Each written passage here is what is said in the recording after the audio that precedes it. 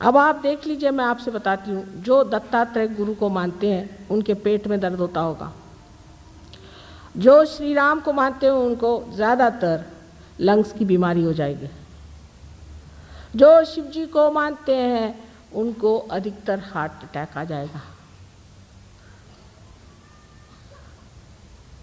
अब ऐसे कैसे हो सकता है? तो आपने कोई न कोई गलत काम कर लिया। सहजयोग जो है एकदम विशुद्ध और साफ खुला हुआ है। सहजयोग की भक्ति में हर चीज़ आप जानते हैं कि आप क्यों कर रहे हैं, क्यों कह रहे हैं, ये मंत्र आप आज क्यों कह रहे हैं, उसका आपसे क्या संबंध है, उसका जनसाधारण से संबंध क्यों है, क्या है। क्योंकि आत्मा का तो ज्ञान हो ही जाता है स्वयं का, लेकिन आपको सामूहिक ज्ञान भी हो जाता है। इस भक्ति के स्वरूप को बदलने का अब तरीका ऐसा आ गया है कि लोग कहते परमात्मा ही नहीं है। अल्जीरिया में कुछ लोगों ने, ये फंडामेंटलिस्ट लोगों को देखकर सोचा कि इस तरह के परमात्मा को मानने से तो अच्छा है कि छोड़ दिया जाए और कम्युनिज्म ले लिया जाए। पर उनमें से एक लड़का बड़ा विद्वान गलती से कहीं हमारे यहाँ चला आया सहयोग में, और उसने जाके बताया नहीं नहीं नहीं नहीं, भगवान है लेकिन इनके तरीके ठीक नहीं। जो लोग परमात्मा में विश्वास करते हैं वो फेनेटिक्स हो ही नहीं सकते, हो ही नहीं सकते। और जो आत्म साक्षात्कारी हैं वो कभी भी आपको अलग अलग होने की शिक्षा दे ही नहीं सकते। जैसे अभी हम औरंगाबाद गए थे, वहाँ बड़ा भारी झगड़ा खड़ा हुआ। हालांकि उसमें गलती थी इन लोगों की, लेकिन जो झगड़ा शुरू किया वो ऐसे कि बाजा बजाते हुए वो मस्जिद के सामने से जा रहे थे। मैंने कहा मस्जिद में ध्यान होता है, कुछ भी हो तुम उसका मान रख लो, जहाँ परमात्मा की बात होती है। क्या आपको पता है कि जब मोहम्मद साहब ने अल्लाह हो अकबर कहा था तो अकबर माने विराट माने श्री कृष्ण की बात की थी? क्या आपको पता है कि जब जीसस ने अपने बाप की बात की थी तो ये 2 उंगलियां जो कि विष्णु और कृष्ण की है उनकी बात की थी? क्या आपको पता है कि मोहम्मद साहब साक्षात दत्तात्रेय का अवतरण है, जो महामेधा करके संसार में आए थे? लेकिन अगर किसी मुसलमान को कहो तो वो तो छुरी लेके लग जाएगा, और किसी सिख को कहो तो बंदूक लेके लग जाएगा। कि नानक साहब और मोहम्मद साहब एक ही चीज थी, ये तो बात कितने ही सिख लोग जानते हैं, पर क्या उसे मानने को तैयार हैं? वो 2 कैसे हो सकते हैं? इतना ही नहीं, लेकिन मोसेस, जूस में और मुसलमानों में इतना झगड़ा पड़ा हुआ आप जानते हैं। ये भी वही चीज थे दत्तात्रेय। आज जिन्होंने हमारे गले में हार डाला है ये जू जाति के हैं डॉक्टर साहब, और ईसा मसीह को वैसा ही मानते हैं जैसे मोसेस को या इब्राहिम को मानते हैं, या जैसे डेविड को मानते हैं, कहीं उनसे भी ज्यादा, क्योंकि आज्ञा पे उनका स्थान है। क्योंकि आपने इन लोगों का घर देखा नहीं, इनके रिश्तेदारी आपने जानी नहीं, इसलिए आप फैनेटिक बन के ये इससे लड़ रहा उससे लड़ रहा। अरे ये तो सब पक्के रिश्तेदार हैं। इनकी रिश्तेदारी ऐसी है जैसे चांद और चांदनी की रिश्तेदारी होती है, या सूरज की रोशनी और सूरज की होती है। जैसे शब्द और अर्थ की रिश्तेदारी होती है, ऐसी नजदीक इनकी रिश्तेदारी है। खबरदार जो इनको अलग करके आपने बात की है, उसके फल आपको भोगने पड़ेंगे।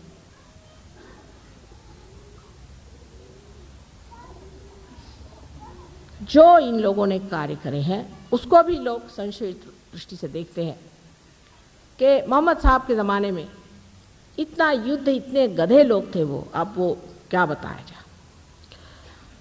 मोहम्मद साहब को तक उन्होंने जहर पिलाया था।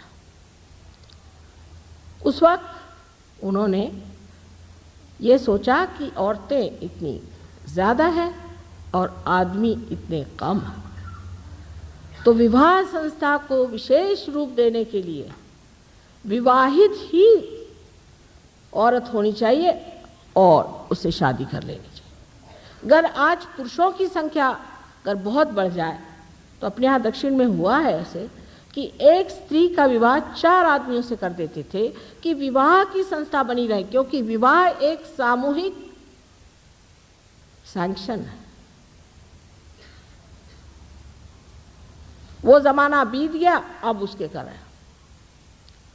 जो शरीयत की बात कर रहे हैं, आपको शायद पता नहीं होगा कि ये मोजेस ने बनाया था उस वक्त जबकि जूस ने अधम से अधम, जिसको डिकेडेंस कहते हैं, वो करना शुरू कर दिया।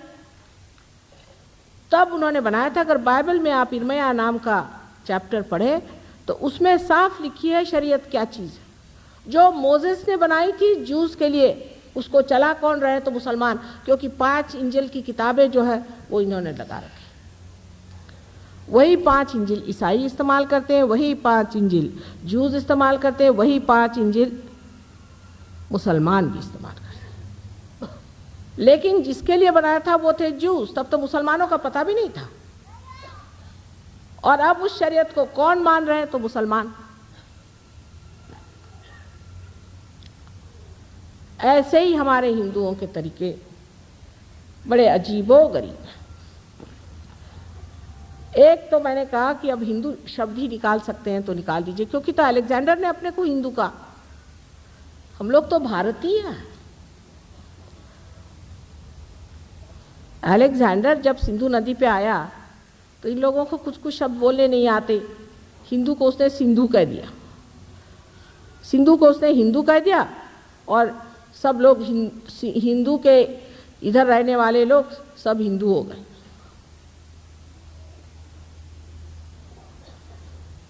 और इस तरह से हम लोग हिंदू हो गए। इसमें आस्तिक है, नास्तिक है, आर्य समाजी है, फलाने हैं, ढिकाने हैं, सब हिंदू हैं। हम लोग भारतीय हैं प्रथम। ये हमारी अनादि संस्कृति चली आ रही है। अलेक्जेंडर तो अभी अभी आए थे थोड़े दिन पहले, ईसा से पूर्व। तो हमारे लिए भारतीय शब्द तो पुराना हो गया और ये हिंदू शब्द पक्का बन गया, और इसकी गला काट रहे, उसका गला काट। इतनी महान हमारी परंपराएं हैं जिसके दम पर सारा संसार उठ सकता है। किसने नहीं इसकी महत्ती गाई? क्या आप कुरान को पढ़ के देखें। उन्होंने तक रूहानी जिंदगी कुंडलिनी को असस कहा हुआ है। अब नानक साहब तो साक्षात उसी पर खड़े हुए हैं। बुद्ध उसी संस्कृति पर खड़े हुए हैं। उनमें कोई झगड़े नहीं। हम लोग इतनी बेवकूफ़ी कर रहे हैं। वो तो सब एक बैठे हुए हैं वहाँ, और यहाँ इंसान ने उनके नाम पर, आप ऐसे मारिए काटिए, वो तो आदत है हम लोगों की, पर कम से कम परमात्मा के नाम पे मत करिए। ये गलत फहमी हमारे अंदर है।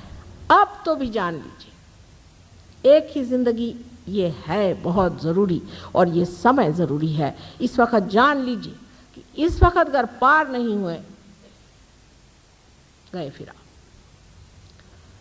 नानक साहब ने क्या कहा था? कहे नानक बिन आपा चीने, मिटे न भ्रम की काई।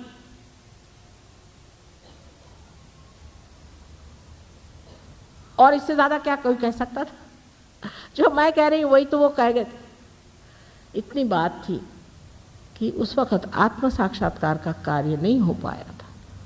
लेकिन सब वो तो हमारे ही अपने हैं, जिनका नाम लेते ही चैतन्य की लहरियां बहने लगती। ऐसे श्री गुरु नानक के नाम पर कोई भी आदमी चाहे तो पार हो सकता है। ऐसे श्री राम, ऐसे श्री कृष्ण, ऐसे ईसा मसीह, ऐसे मोहम्मद साहब, ऐसे महावीर, ऐसे बुद्ध, इतने बड़े बड़े अवतरण इस देश में हुए, और हम लोग अभी भी क्यों इस हालत में है? इसके ऊपर यही कहा जाता है कि योग साधन नहीं किया, जो बता गए सो नहीं किया, जो कह गए वो किसी ने किया नहीं, बेकार की चीजें कर। जैनियों से पूछा कि क्या कर रहे हो तुम लोग मंदिर बना बना करके, ये गंदे वाले ऐसे गंदे मंदिर बनाते, उसमें गंदी गंदी मूर्तियां बनाते, ये क्यों बना रहे? कहले इसलिए ऐसे कि महावीर साहब तो कह गए कि आप ध्यान करो, पर बात यह है कि ध्यान करने से शुद्र सिद्धि आती, इसलिए मंदिर बना रहे। अरे भाई अब आओ, अब पार हो जाओ।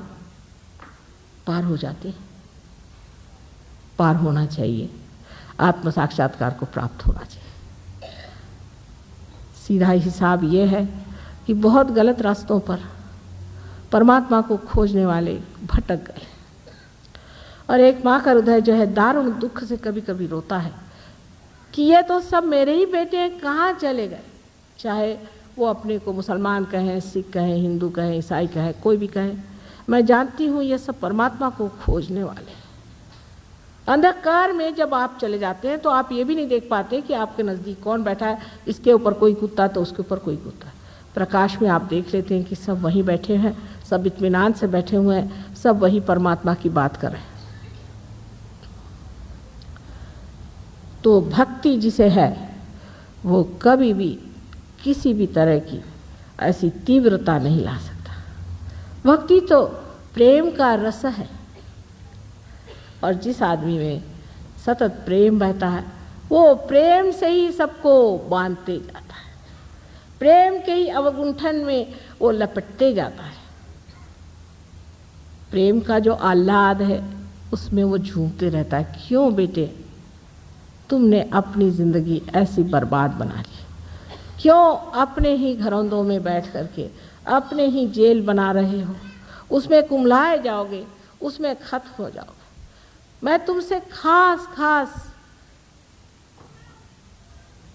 विशेष शब्दों में, विशेष प्रेम आग्रह के साथ ये कहती हूँ कि आत्म साक्षात्कार को पाओ, और उसके बाद उसके प्रकाश में अपने गौरव को देखो और उनके गौरवों को देखो जो तुम्हारे लिए ये सब बना गए। ये सुंदर सा मंडल जो तुम्हारे लिए बना दिया है, उसको देखने के लिए सिर्फ तुमको थोड़ा सा चलना होगा और ये मानना पड़ेगा कि बाकी सब व्यर्थ है।